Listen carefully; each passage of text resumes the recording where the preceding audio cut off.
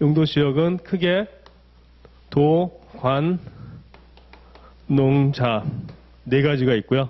네 가지가 있고 요 제목들은 좀 익숙하게 입에 익으셔야 됩니다. 왜냐하면 2차 실무를 푸시더라도 이제 표준지 같은 거 선정할 때 용도 지역들이 주어지거든요. 그러니까 용도 지구나 용도 구역이 주어지지는 않습니다. 용도 지역이 주어집니다. 그러니까 용도 지역이 같은 토지를 표준지를 선정을 해야 돼요. 용도 지역이. 그래서 용도 지역이 중요하고요. 이제 그린벨트는 개발 제한 구역은 이제 그린벨트로 이렇게 지정이 되면은 뭐 여러 가지 개발 행위가 제한이 되기 때문에 그 집가나 이런 거에 영향을 미치게 되거든요. 또 그린벨트 안에 기존의 건물이 있고 하던 거를 이제 건물이 낡아가서 사람은 사는데 그거를 뭐 개량을 못하게 하면은 안전사고도 있고 하니까 기존의 건물이 있을 때는 주택이나 이런 게 있을 때는 개축을 할 수 있습니다. 그런 경우 외에는 신축은 안 되거든요. 신축은 안 되고 신축을 하려면 한 군데 있는 집을 거기 신축권을 없애고 옮겨가서 신축을 할 수는 있습니다. 그러니까 이제 총량을 규제를 하는 거죠. 그런 걸 하는 건 이제 그린벨트고 그린벨트도 감정평가 실무 쪽에서 그린벨트로 지정된 그런 상황의 토지를 평가를 하게 되면은 그린벨트로 지정된 같은 용도 지역의 표준지를 선정해야 됩니다. 그래서 실제 이제 많이 쓰시는데 이 중에서 가장 많이 이제 저희가 쓰는 게 도시지역하고 관리지역입니다. 왜냐하면 이게 돈이 되는 토지들이거든요. 농림지역 뭐 물론 농사 짓고 여러 가지 생산활동 하지만 요즘은 이제 크게 관심들은 아니죠. 농림지역에 농지 투자라는 거는 농사 짓겠다고 투자하는 게 아니라 그게 뭔가 다른 용도 지역으로 바뀌어서 이용할 수 있는, 개발 행위를 할 수 있는, 건물을 지을 수 있는 걸 전제로 보통들 하잖아요. 공장을 짓든 뭘 짓든.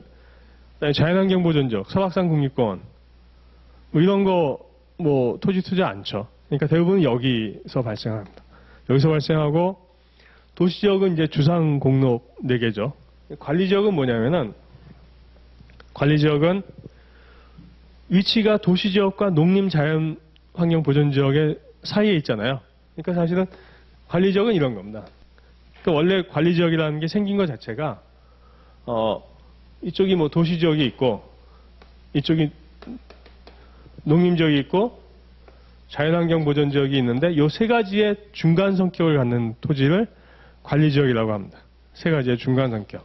그러니까 관리지역은 경우에 따라서는 도시가 확장되면 도시지역으로 편입될 수도 있고 또 생산관리 같으면 농림지역으로 편입될 수도 있고 보전관리 같으면은 자연환경 보전의 성격이 더 강한.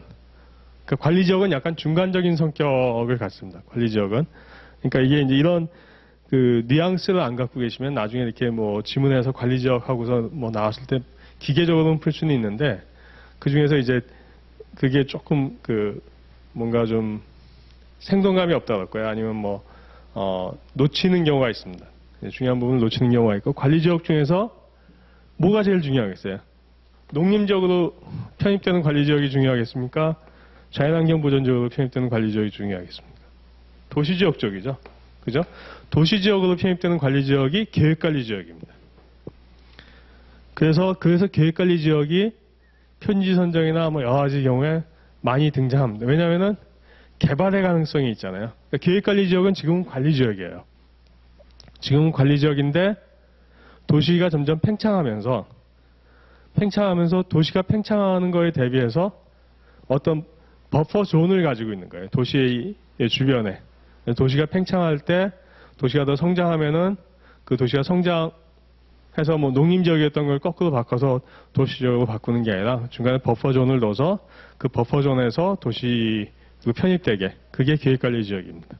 그게 계획관리지역이고 계획관리지역은 실무적으로도 많이 중요한 게 부동산이 이제 주로 이제 부동산 개발하시는 분들 이제 시행하신다고 하잖아요. 시행하시는 분들이 좀 뭐 시간적인 여유를 가지고 투자하실 때 아니면 이제 뭐 기업을 일구거나 해서 갑자기 뭐 현금을 많이 이렇게 보유하게 됐을 때 땅 투자들을 하실 때 돈을 많이 가지신 분들이 투자할 때 상당한 경우가 계획관리 지역에 투자하는 경우가 많습니다. 왜냐하면 지금은 계획관리 지역인데 그 10년, 15년 지나다 보니까 그 도시지역이 돼버리는 거예요.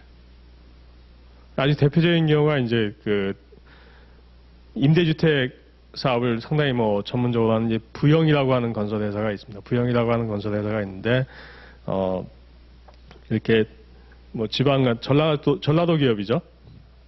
근데 지방 같은데, 이 기획관리 지역에 기존 도시는 되게 좀 그 구시가지고 그렇잖아요. 그러니까 기존 도시 약간 외곽 쪽에 기획관리 지역에 토지를 매입을 해서, 원래는 기획관리 지역은 그 자체로는 뭐 쉽게 개발 허가가 안 나는데 거기에 임대주택을 건설을 합니다. 임대주택이니까 소유권은 계속 가지고 있는 거죠. 그러니까 이제 거기에 거주하시는 분들도 뭐 비교적 저렴하게 장기간 뭐 임대로 거주를 하고, 그다음에 한 10년 이렇게 임대 거주하고 나서 지금 뭐 판교에서 계속 그 뭐 쟁점이 되는 것처럼 이제 분양 전환, 임대로 거주하다가 그걸 매각을 하는 거죠. 이제 건물주, 그 토지주가요. 그러니까 이제 그 건설회사가 매각을 할 때 기존 현재 입주한 사람들한테 우선적으로 매수할 수 있는 권리를 준 거죠. 그게 이제 분양 전환을 할 때 기존 그 거주자한테 우선적으로 매각을 하는데, 분양 전환할 때 인근 시세를 반영을 해서 거기에서 조금 깎아주는 형태로 보통 이제 하지 않습니까? 이제 감정평가를 이제 그때 뭐 해서 그 정하는데, 그때 분양 전환할 때 임대주택을 많이 줘서 몇천 세대를 줘서 거기가 이제 사람들이 사니까 학교도 들어서고 뭐 아파트 단지 상가도 생기고 시가지도 조성이 되고, 그러면서 자연스럽게 용도 지역도 전환이 된 상태니까 상당한 시가가 올라가는 거죠.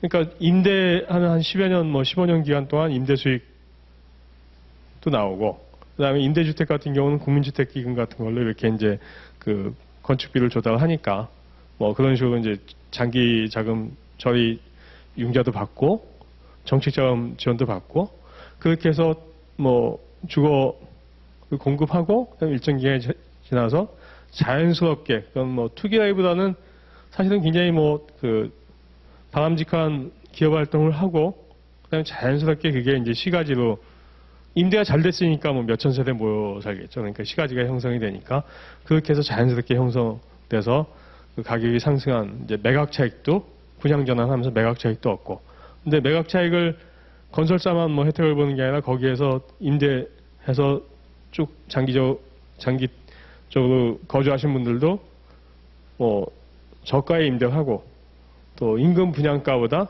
좀 저가에 분양 전환을 받고 다들 좋아하시더라고요. 예, 제가 이제 뭐 아는 분들 중에 그런데 사시는 분들이 몇 분 있었는데 본인들 다 좋아합니다. 분양 전환하면은 대부분 다 받습니다. 왜냐하면 뭐 살던 곳이기도 하고 또 인근 시세보다 좀 싸기도 하고요. 그럴 때 이제 많이 관리 지역, 그게 계획관리 지역입니다. 주로 계획관리 지역. 또 뭐 지방 같은 데 이렇게 이제 보통 계획관리 지역 토지 매입하실 때 뭐 공장 용도라든가 이제 이런 식으로 이제 매입을 했다가 시간이 쭉 지나면서, 예전에 매입할 당시에는 거기가 뭐 상당히 뭐 도심지하고도 뭐 사람도 안 살고 그랬는데 점점 도시가 확장되고 하면서 그쪽에 이제 근접해서 시가지가 형성이 되고 뭐 상권도 형성되고, 그럼 자연스럽게 그게 공장 용지를 사서 비업무용 자산은 아닌 거죠.